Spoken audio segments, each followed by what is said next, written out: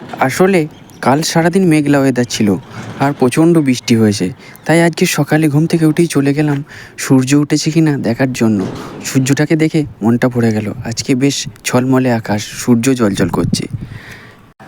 সবসময় ম্যাচিউরিটি আর বয়সের সাথে আসে না, কখনো কখনো ম্যাচিউরিটি আসে বাস্তবের সঙ্গে কঠিন লড়াই করার পর।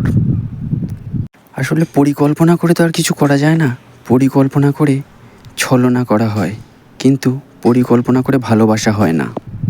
ভালোবাসতে গেলে একটা সুন্দর মন লাগে, আর সেটা আসে অন্তরের অনুভূতি থেকে। আসল শিক্ষা কি জানো?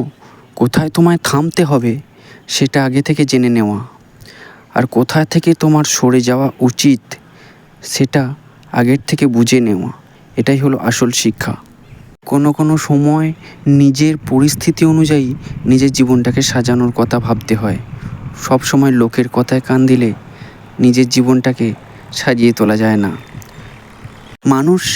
মানুষের করে যাওয়া আচরণগুলোই মানুষকে প্রিয় থেকে অপ্রিয় বানিয়ে দেয়, আর কাছের মানুষের বন্ধু সেজে কাছে থাকার পর তাদের সেই ব্যবহারগুলোই আরও কঠিন করে দেয়। জীবনের ডিসিশন নিজের মন থেকে নেওয়াই উচিত। পাশের লোক কি বললো না বললো তাতে কিছু যায় আসবে না, হয়তো সাময়িক কষ্ট হবে, কিন্তু নিজের জীবন নিজেই সাজাও।